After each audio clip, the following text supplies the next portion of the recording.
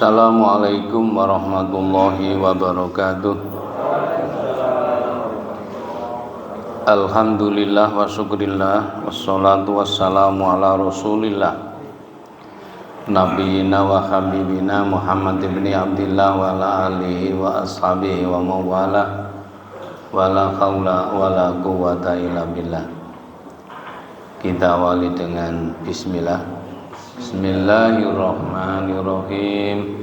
Raditu billahi rabba wa bil islami dina wa bi muhammadin nabiyya wa rasula.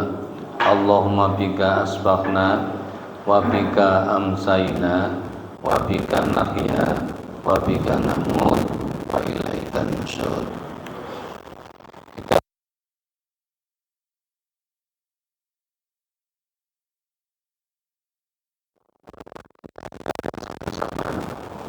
Tempat yang mulia di sisi Allah adalah masjid, sehingga dengan rahmat dan barokahnya kita bisa melanjutkan di dalam kajian Islam. Walaupun timingnya, waktunya pendek, tapi kita bisa memperoleh natijah yang terbaik insya Allah. Salawat salam kita sampaikan pada Rasulullah Muhammad Sallallahu Alaihi Wasallam yang telah membimbing kita secara indirect, tak langsung, karena hidup kita tidak sezaman dengan beliau. Apalagi kalau kita lihat tenggang waktu cukup panjang. Sekarang 19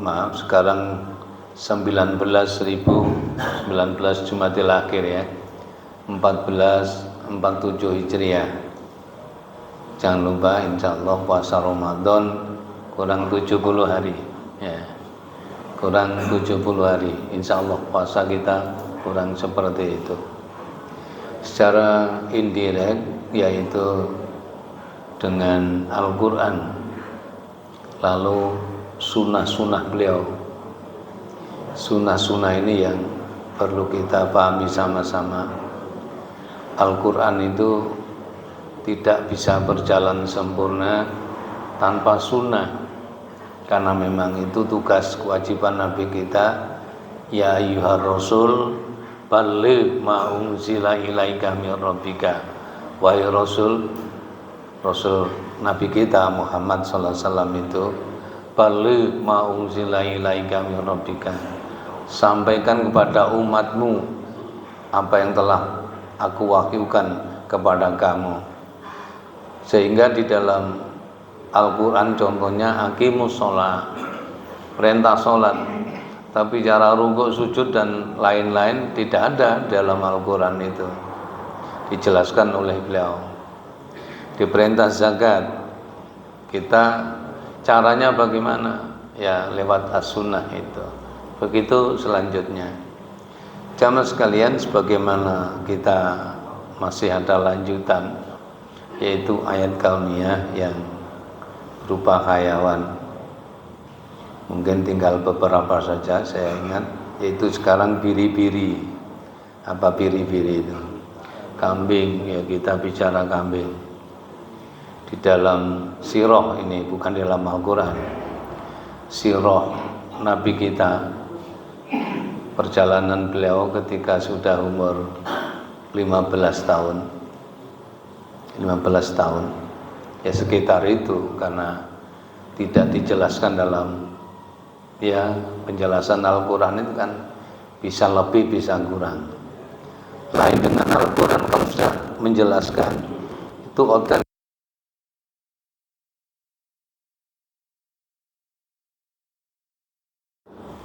Walaqad arsalna nuhan ila qaumi falabithami alfasanatin illa khamsina ama. Itu otentik, itu tidak bisa kita rubah. Kata Allah, aku pernah ngutus Nuh, dia campur umatnya 1000 tahun kurang 50. Itu Al-Quran yang mengatakan 100% kita wajib percaya. Kalau tidak percaya, syahadat kita goyang itu. Itu masalahnya. Kalau di dalam sirah mungkin bisa kurang, bisa lebih. Contohnya lahirnya Nabi Ibrahim itu ada yang mengatakan, kalau saya baca-baca buku-buku sejarah Nabi itu ya, 1290 berapa tahun sebelum apa? Sebelum Masehi, atau itu berapa ribu tahun? Ya jawab kita Allah alam. Itu karena apa? Itu hanya sirah yang menjabarkannya, sehingga bisa kurang bisa lebih itu. Tapi Al-Quran mengatakan, kan itu kalau panjenengan matur dengan Al-Quran, mangkola bihi sodako, sopo sing ngomong Quran bener itu, walau abdan khabasian, meskipun budak Habasi, kana rosahu zabibah, meskipun hamba Habasi yang kepalanya ndase brenjol-brenjol koyok kurma garing, wong elek lah ngono ngapunten ya.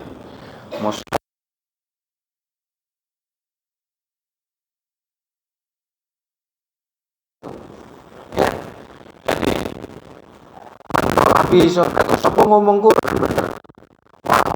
Dan Habasian, meskipun hamba Habasa, ka'anna rasau zabibah, meski kepala brenjol apa brenjol angel nih bahasa Jawa, bahasa Indonesia ya bulat-bulat seperti kurma.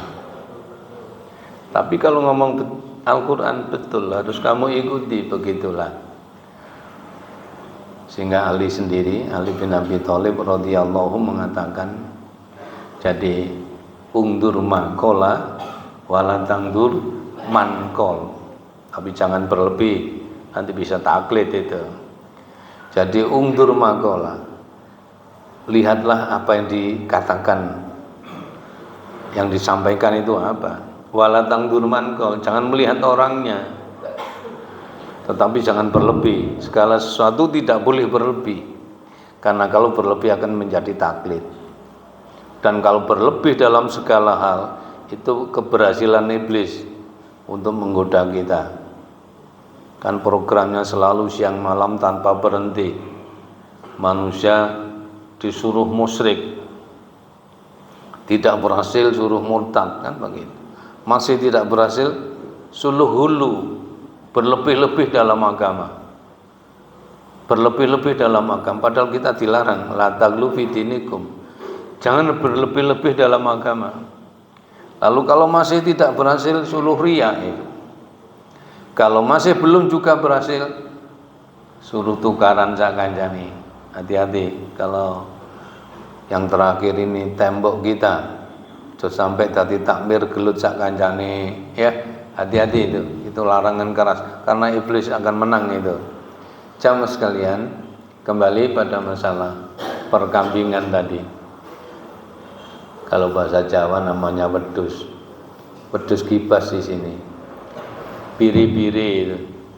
Ada dua kalau saya lihat itu. Yang ekornya besar itu biasanya tanpa tanduk. Kalau yang ekornya kecil, biasanya lu ada ngomong ini karena urusan keduniaan, ada tanduknya. Sehingga Rasulullah ketika beliau umur 15 pamitan kepada paliknya, "Palik, anak ikut orang Mekah mau buruh angon biri-biri, buruh angon wedhus." Diiyakan oleh paliknya Ali bin Abi Thalib, diiyakan itu. Maksud oleh Abu Thalib, keliru enggak, oleh Abu Thalib ya, oleh paliknya. Nah, diiyakan ikut ya, sekitar bisa 5 bisa lebih lah berapa tahun itu. Setelah usia 20 cukup berlatih memimpin biri-biri. Ingat, nabi-nabi itu banyak yang dilatih oleh Allah memelihara apa? Kambing. Kalau bahasa Jawa wedhus brojol. Wedhus brojol itu namanya wedhus kibas itu. Meskipun hujan lebat, nek kerasa suket enak, ndak mau berhenti. Ono bledak darda gak peduli. Oh jenenge wedhus brojol. Artinya itu latihan. Setiap nabi dipimpin, ya tidak seluruhnya, pokoknya ada beberapa gitu saja. Nanti engko kabeh ya. Nah, disuruh mimpin wedhus kibas dhisik. Bab nanti latihan. Mengapa? Mau mimpin menungso.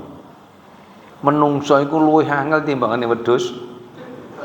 Wedhus brocol iku maaf ini contoh kok. Tidak menyinggung ini kenyataan. Itu namanya sira.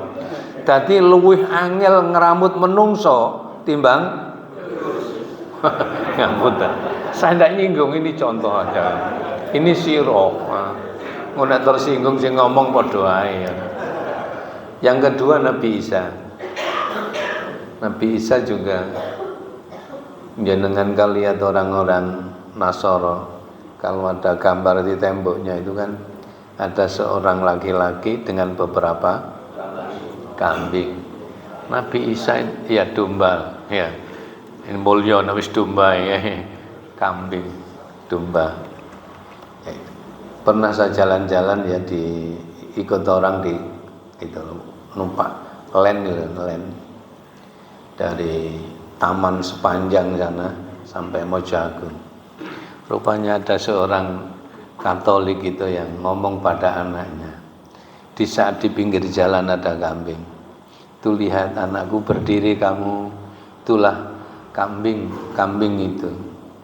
itu dulu Tuhan kita Yesus. Jadi ini Tuhan kita mengembala kambing, Tuhan ngerambut wedhus. Tuhan kita itu seperti itu. Karena itu kalau ada kambing kasihanilah, karena Tuhan kita ya ngeramut wedhus itu. Ya sudah dua.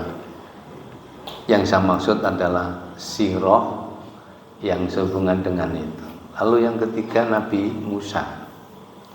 Nabi Musa ini masuk Al-Quran sudah. Nah ini yang saya ngomongkan, binatang yang ada di dalam Al-Quran yang kita bicarakan gitu. Nah, sekarang Nabi Musa, ini cerita singkatnya saja. Ketika Nabi Musa masih bujangan, kan asalnya ikut Fir'aun itu. Ketika beliau ikut Fir'aun, itu kan di pasar itu ada orang gelut. Jadi di dalam surat Qasas ada fawajada rajulaini yaqtatilan hadza min syi'ati wa hadza min atuhi wa wakazahu Musa faqadha alaihi. Ketika masuk pasar dan masih umurnya ya kita tahu dalam Al-Quran itu. Ketika masuk pasar ada dua orang gelut, jotosan ya apa, dilihat, didekati, hadza min syi'ati, yang satu bangsanya orang Israel, yang satu lagi orang Kipti Mesir asli, yaitu berbau negro, gelut ini orang Israel sama eling-eling Nabi Musa bangsa Israel, fawakazahu ditempeleng si orang Kipti itu, wa qadha alai, qadha di situ maksudnya mati. Inilah tingginya Al-Quran ya. Qadha itu kadang-kadang menetapkan, kadang mewajibkan, kadang menentukan, kadang membunuh. Jadi syakul kalamnya. Karena itu kita belajar baik-baik, karena dalam bahasa Al-Quran itu satu kata itu artinya sampai ada yang 7 barang itu. Ya, sudah itulah contoh. Jadi ketika ada dua orang gelut ini, yang satu ditempeleng, yang aduwih tadi, yang orang Kipti dijotos. Oleh jotos sayangi rada anget itu. Fa wakazahu Musa faqadha alaihi, langsung mampus. Tidak bernafas si orang itu. Pulang agi-agi, pulang sambil minta ampun kepada Allah dalam Al-Quran. Minta ampun pada Allah, tidak sengaja membunuh si orang itu. Tapi maaf, Nabi Musa punya mukjizat di tangannya. Tangannya tidak mukjizat. Ini ada, maaf ini ada sinarnya. Kalau kita tidak bisa pakai sentolok, nek ndingke wong, tidak bisa. Nabi Musa gini, siapa ini? Itu mukjizat namanya. Nanti kita bicarakan yang lain, tapi ini kan bicara binatangnya saja. Itu dalam ulul azmi itu bisa kita selesaikan dari lahirnya. ketika dikejar oleh, singkatnya saja, dikejar oleh tentara Fir'aun, lari dia. Fir'aun melok perang barang, nututi tekok mburi. Nah, ke depan ini laut, balik tentara Fir'aun. Terus Allah berfirman, Musa, apa yang ada di tanganmu itu? Apa itu? Tongkat. Jadi mukjizatnya dua, tangan bersinar dan tongkat. Tongkat mukjizat. Tongkat yang mengandung unsur wahyu, apa namanya, mukjizat itu. Coba di tanganmu ada apa? Ya, saya begini, diempaskan begini, lautnya memisah. Lautnya memisah. Bisa meneruskan perjalanan sampai ke negeri Madian. Jadi melewati Mesir, melewati Laut Tengah, yang menuju ke Yaman Utara kalau istilah sekarang. Dulu kan ada namanya negeri Madian milik Nabi Syuaib.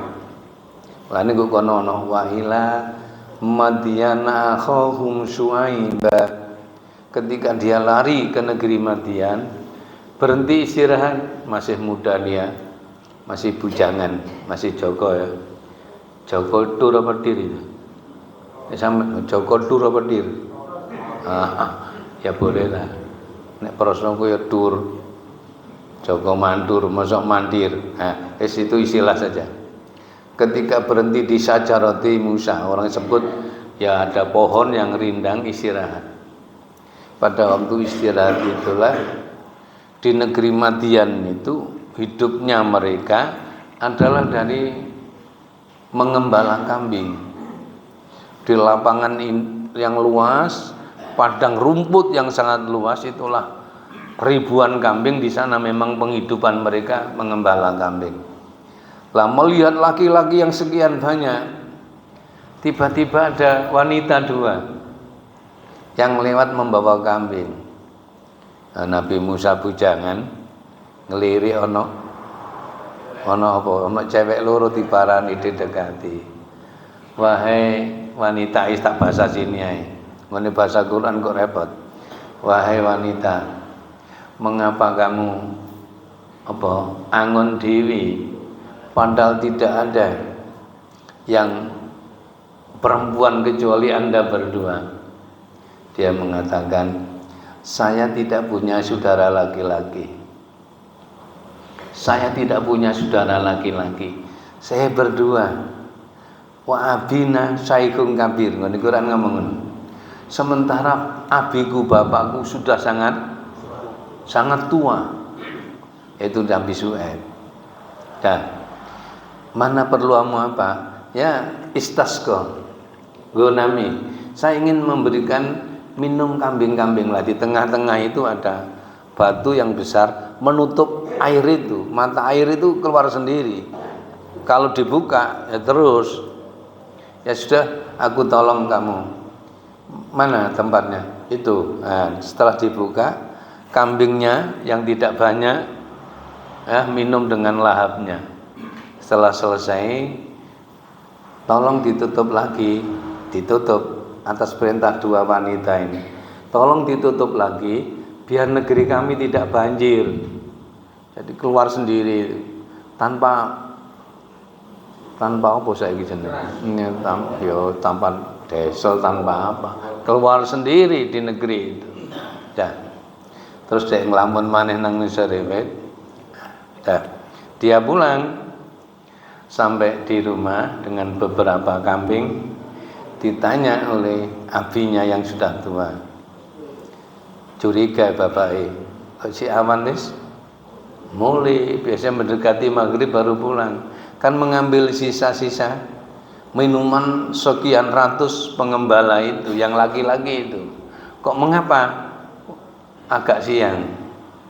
Oh ya Wi, ya. Dua wanita ini sing ngomongnya akeh adike. Sing Mbak Yuni ngomong gak sepiro akeh. Adiknya ngomong, "Tadi Wi, ada pemuda ganteng Wi, kowi." Anake ngomong ganteng-ganteng bareng wis ngerti adike. Kowiyun amin. Nah, akhirnya ke sana nanti larinya. Sangat kuat Ki.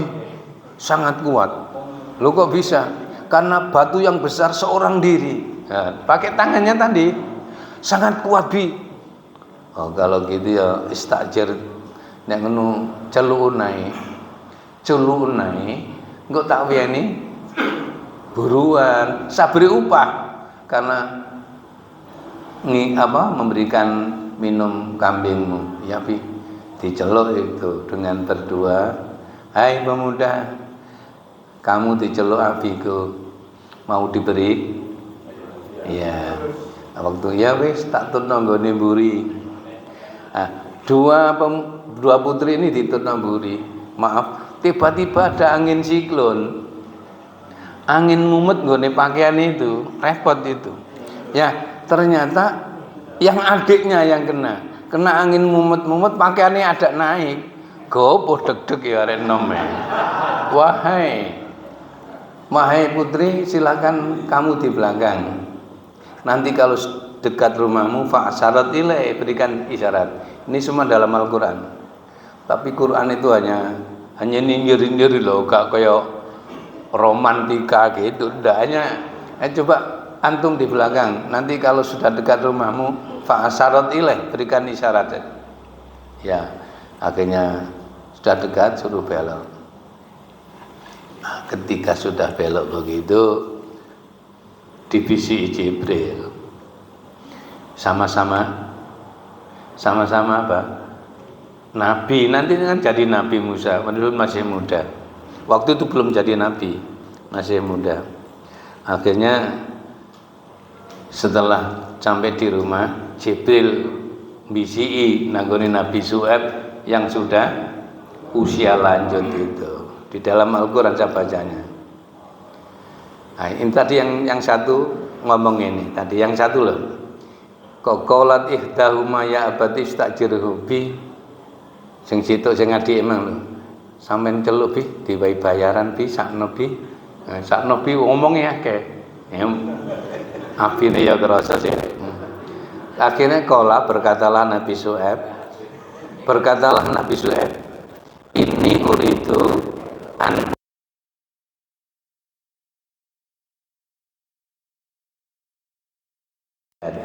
ini uridu sunnah aku kepingin an ungki haka menikahkan kamu loh ini. Ihdab nataya hata ini salah satu dari anak putriku. Ala anta juroni tamaniya hijat.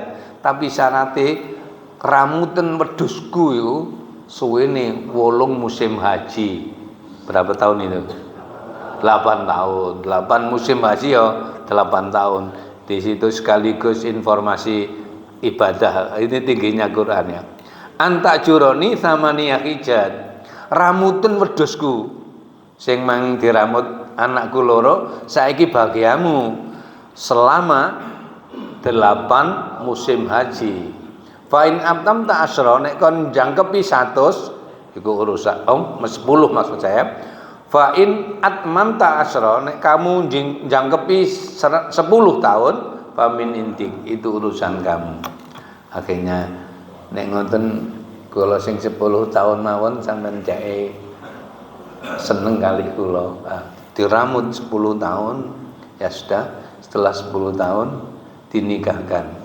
Mengambil yang mana? Emang sengetes emang ternyata adik diambil. Itulah cerita dalam Al-Qur'an masalah perkambingan ya.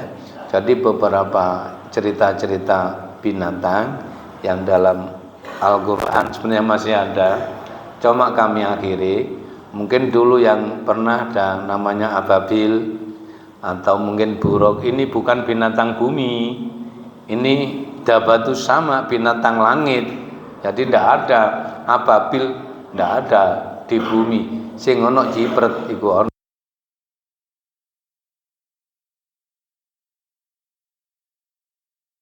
Itu beberapa informasi dan insya Allah nanti akan kita bicara tentang yang lainnya. Sebagian mungkin flora ya. Binatang saya cukupi itu. Ada unta sudah kami sampaikan yang pertama dulu. Cuma sekian binatang yang dalam Al-Qur'an yang kita diperintahkan melihat dan memperhatikan secara spesifik unta itu. Ini yang harus kita pahami. Dalam Al-Qur'an itu, afala yang duruna ilal ibili kaifa khuliqat. Coba perhatikan bagaimana Allah menciptakan unta. Justru suruh memperhatikan. Walaupun di sini tidak ada unta. Tidak ada, tapi kita suruh memperhatikan secara umum. Ya binatang namanya unta itu ya 24 jam tanpa berhenti, tanpa makan, tanpa minum, tanpa tidur mampu. Pagi ini berangkat sampai besok pagi tidak berhenti. Nah, mampu. Cuma kalau sekali minum 20 liter oke. Kamu perutnya ono jerigeni mungkin. Nah, maaf ini contoh. Yang selanjutnya rahasianya sampai kita suruh memperhatikan kalau ada badai gurun, ada ndak kelilipan itu. Wong sing numpak malah kelilipan koran karit untanya sendiri. Ini jamaah. Coba diperhatikan dalam surat haji itu. Fa'adzin fin nasi bil haji ya'tu karijalan wa ala kulli dhamirin ya'tina min kulli fajjin amin. Berikan pengumuman kandhanono wong-wong iku supaya enggal nglakoni ibadah haji, tapi sing duwe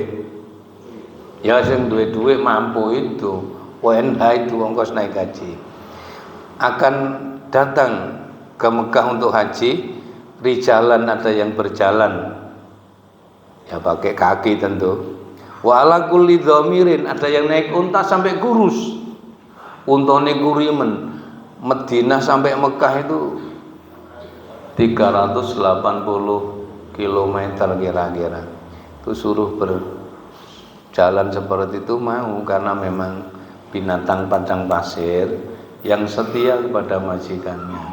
Itulah memang diperintahkan untuk melihat, walaupun kita tidak bisa langsung tapi dengan hati, melihatnya dengan hati.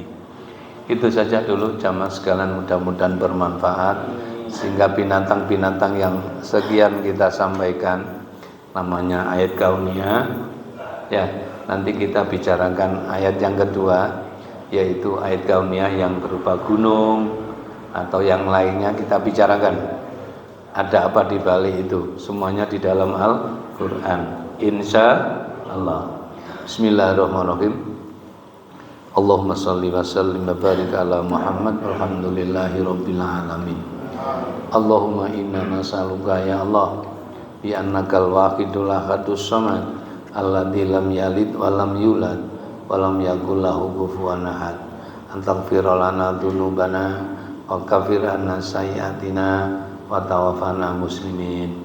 Allahumma inna nas'aluka salamatan fid din wa afiyatan fil jasad wa ziyadatan fil ilmi wa barakatan fil rizqi wa taubatan qablal maut wa rahmatan indal maut wa maghfiratan ba'dal maut awin alaina fi sakaratil maut wa najata minan nar wa la fa'inal hisab. Allahumma fina bihalalika an haramika wa aghnina bi fadlika man siwak. Allahumma rabbana anzil alaina ma'idatan minas sama takunu lana idan li awalina wa akhirina wa ayatan minka warzuqna wa anta khairur raziqin. Allahumma inna na'udzubika minal hammi wal huzni minal ajzi wal kasal minal jubni wal bukhl wa na'udzubika min ghalabati dani wal rijal. Allahumma inna na'udzubika min jahdil bala wa tarki syaqqa wa su'il qada wa syamatatil anda. Allahumma sallimna wa sallim dinana wa la tasluk waqtana zi imanana. Rabbana ighfir lana wa li walidaina warhamhuma kama rabbayana shaghira. Allahumma arinal haqqo haqqan warzuqna ittiba'ah wa arinal batila batila warzuqna ijtinabah. Rabbana atina fid dunya hasanah wa fil akhirati hasanah wa qina adzabannar. Wa sallallahu ala Muhammad walhamdulillahi rabbil alamin. Assalamualaikum warahmatullahi wabarakatuh.